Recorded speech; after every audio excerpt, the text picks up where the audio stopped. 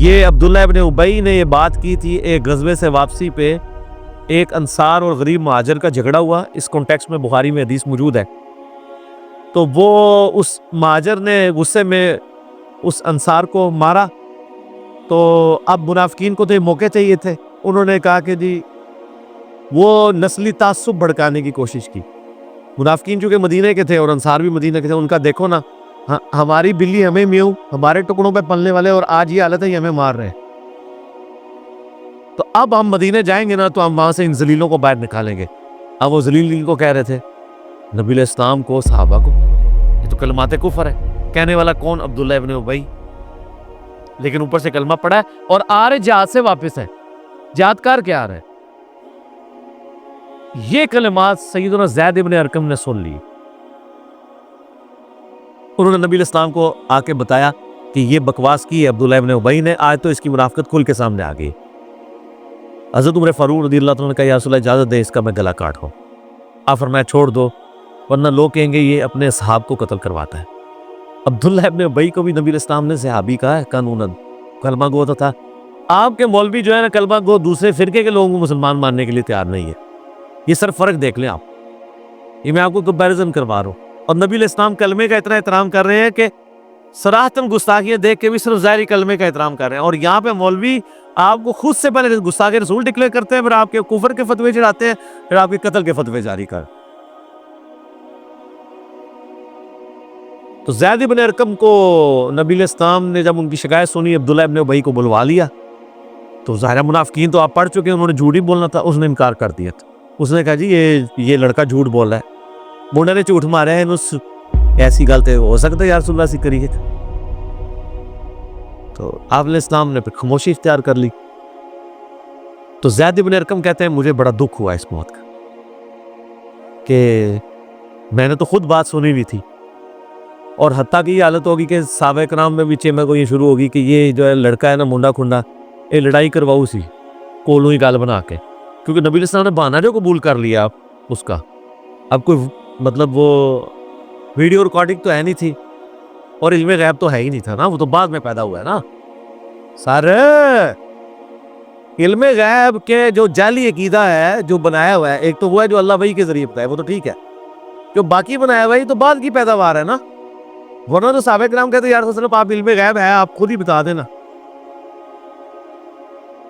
تو پھر حضرت زید ابن ارقم اتنے پریشان ہوئے، اور پھر اللہ سے دعائیں کر رہے ہیں کہ یا اللہ تو ہی اپنے نبی کو خبر دے دے۔ تو صحیح بخاری میں آتا ہے کہ یہ پھر آیات نازل ہوگی کہ انہوں نے یہ بات کی ہے، اور سیم وہ جملہ جو عبداللہ ابن ابی نے بولا تھا نا،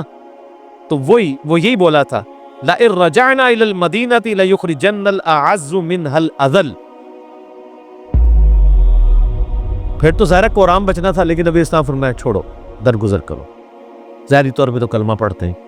لیکن زید ابن ارقم جو ہے نا، ان کو ایک تسلی مل گئی کہ اللہ تعالیٰ نے ان کی گواہی دی ہے۔ سر قیامت تک جب یہ آیات پڑھی جائیں گی تو کس کا ذکر ہوگا؟ زید ابن ارقم، سابقون الاولون میں سے، جن کا دار ارقم تھا، جس طرح ہماری اکیڈمی دار ارقم ہے،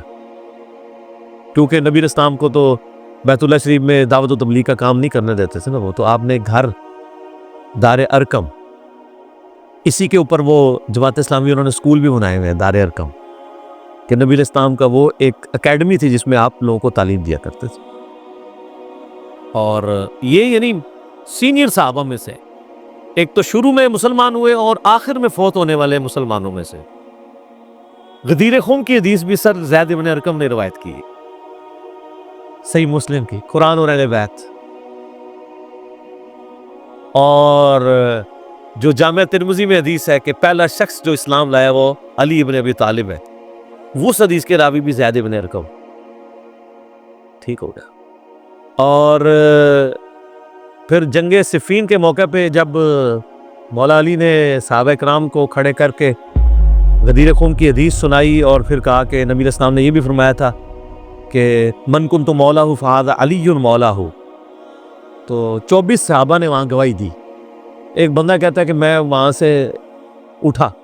اور وہ بندہ اٹھنے والا خود ابو طفیل عامر بن واصلہ صحابی تھے، جو سب سے آخر میں فوت ہوئے 110 ہجری۔ یہ صحابی، ان کے بعد دنیا میں کوئی صحابی نہیں تھا، یہ 100 سال حضور کے بعد زندہ رہے، ابو طفیل عامر بن واثلہ حضرت علی کے شیعہ میں سے تھے، جنگ جمل صفین نہروان میں بھی رہے اور اس جنگوں کے بھی تقریباً 60-70 سال کے بعد فوت ہوئے، اور ان کی حدیثیں نبی علیہ السلام سے بھی ہیں اور حضرت علی علیہ السلام سے بھی، یعنی ڈائریکٹ، چونکہ یہ کہتے ہیں میں بہت چھوٹا تھا جب میں نے نبی علیہ السلام کو دیکھا تھا، 7-8 سال کا۔ تو ابو طفیل بن عامر بن واثلہ کہتے ہیں میں یعنی اٹھا، یہ میں نے سارے کربلا اور ریسرچ میں ڈالی ہوئی حدیثیں، سنن نسائی الکبریٰ سے، مسند احمد سے، ابن ابی عاصم کی کتاب السنہ سے۔ تو کہتے ہیں جب میں نے حضرت علی کے بارے میں یہ سنا نا، من کنت مولا فہذا علی مولا، تو غدیر خم پہ تو مطلب یہ موجود نہیں تھے ابو طفیل، تو کہتے ہیں میں وہاں سے اٹھا، میرے دل میں کچھ کلک تھا، تو میں نا زید بن ارقم کے پاس آیا کہ آپ سینئر صحابی ہیں، آپ بتائیں کیا نبی علیہ السلام نے یہ فرمایا تھا؟ تو زید بن ارقم تو پہلے تیار بیٹھے ہیں، ان کا مجھے چند باتیں یاد ہیں، ان میں سے یہی ہے کہ آپ علیہ السلام نے خمنابی گاؤں میں ہمیں اپنی وفات سے 1.5-2 مہینے پہلے خطبہ دیتے ہوئے کہا تھا، اپنے بعد 2 بھاری چیزیں چھوڑ کے جا رہا ہوں، ان میں سے پہلی چیز اللہ کی کتاب ہے، اس میں ہدایت ہے، اس میں نور ہے، اس کو پکڑو، اپنا تعلق اس کے ساتھ مضبوط کرو، اللہ کی کتاب اللہ کی رسی ہے، جو اسے پکڑے گا ہدایت پہ ہوگا، جو چھوڑ دے گا گمراہ ہو جائے گا۔ دوسری بھاری چیز میرے اہل بیت ہیں، اور میں تمہیں اللہ کا خوف دلاتا ہوں اہل بیت کے معاملے میں، 3 دفعہ فرما۔ اور پھر آپ علیہ السلام نے مولا علی کا ہاتھ وہاں پہ پکڑ کے صحابہ میں یوں بلند کیا اور کہا من کنت مولا فہذا علی مولا، جس کا مولا میں اس کا مولا علی، اے اللہ اس سے محبت رکھ جو علی سے محبت رکھے، اس سے دشمنی رکھ جو علی سے دشمنی رکھی۔ تو یہ ہے زید بن ارقم۔ مزید کچھ عرض کر دیں زید بن ارقم کے بارے میں؟ اسی حدیث کے کانٹیکسٹ میں نا جو میں بتا رہا ہوں، امام بخاری نا اسی سورت المنافقون کی آیت نمبر 8 جو ہم پڑھ رہے ہیں، اس کے کانٹیکسٹ میں یہ پوری حدیث لے کے آئے کہ زید بن ارقم نے وہ عبداللہ ابن ابی کی بات سن لی تھی، نبی علیہ السلام کو بتایا تو عبداللہ ابن ابی نے جھوٹی قسم کھا لی، پھر آیات نازل ہوئی۔ پھر امام بخاری ساتھ ایک اور حدیث لے کے آئے ہیں، اس میں الفاظ ہیں کہ جب واقعہ ہررا ہوا، یعنی یزید نے چڑھائی کر کے مدینہ شریف کو پامال کیا، کئی صحابہ اور تابعین کو قتل کیا، ان کی عورتوں کے ساتھ برائی والا معاملہ ہوا جو کچھ، کیونکہ شہادت حسین علیہ السلام کے بعد اہل مدینہ نے یزید کی بیعت توڑ دی تھی کہ اب تو کوئی جواز ہی نہیں رہا کہ تم نے یعنی نواس رسول کو قتل کر دیا ہے، ان کے ساتھیوں کو، کہ ہم تمہیں امیر المومنین مانیں۔ پھر یزید نے فوج بھیجی تاکہ اہل مدینہ کو دوبارہ بیعت میں آمادہ کیا جائے، نہیں تو ان کو قتل کیا جائے، اور وہی ہوا، وہ بیعت تو نہیں کی، تو اس نے مدینہ 3 دن کے لیے حلال کیا اپنی فوجوں پہ، انہوں نے جس طرح ظلم کیا، واقعہ ہررا۔ تو بخاری میں وہ حدیث اسی موقع پہ ہے کہ واقعہ ہررا کے موقع پر انس ابن مالک کہتے ہیں کہ میں بڑا غمگین تھا۔ انس ابن مالک کون؟ 93 ہجری میں فوت ہوئے، نبی علیہ السلام کے بعد 82 سال زندہ رہے، اور 10 سال حضور کو وضو کروانے والے، حضور کے بچوں کی جگہ، انس ابن مالک۔ تو انس ابن مالک کہتے ہیں میں بڑا غمگین تھا کہ اتنا مدینہ شریف میں قتل و غارت کروایا ہے یزید نے، تو میں بڑا غمگین تھا، تو مجھے زید ابن ارقم نے ایک خط لکھا، اور اس خط میں انہوں نے لکھا کہ انس ابن مالک آپ کو غمگین ہونے کی ضرورت نہیں ہے، کیا ہمیں حضور نے پہلے نہیں بتایا تھا کہ ہمارے انصار مدینہ کے ساتھ یہ ظلم ہوں گے؟ اور کیا نبی علیہ السلام نے یہ نہیں کہا تھا کہ اے اللہ انصار پر رحم فرما، ان کی اولاد پہ رحم فرما؟ ہمیں تو حضور کی دعاؤں کا حصہ ملا ہوا ہے، انہوں نے اگر ہمارے ساتھ ظلم بھی کیا ہے دنیاوی طور پہ، یعنی اسلام کو غلبہ دلانے والے تو انصار تھے، آج آل امیہ اگر قابض ہو گئی ہے اور انصار کو بیک فٹ پہ کر دیا ہے تو کیا ہوا؟ ہمیں رسول اللہ کی دعائیں ملے گی۔ تو آپ کو انس ابن مالک یاد نہیں ہے کہ حضور نے ہمارے لیے دعائیں کی ہوئی ہیں؟ تو وہ جب خط انس ابن مالک نے پڑھا نا اور اپنے ساتھیوں کو پڑھ کے سنایا کہ دیکھو مجھے زید ابن ارقم نے خط لکھا ہے تسلی کا، تو پھر انس ابن مالک نے کہا کہ جانتے ہو یہ زید ابن ارقم کون ہے؟ ہائے ہائے ہائے، یہ وہی ہے جس کے بارے میں قرآن میں آیت نازل ہوئی تھی، یقولون لئن رجعنا الی المدینہ لیخرجن الاعز منها الاذل۔ جب عبداللہ ابن ابی نے جھوٹی قسم کھا لی تھی تو اس شخص کے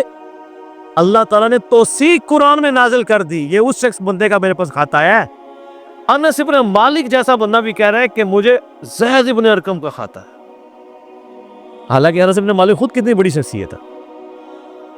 سبحان اللہ۔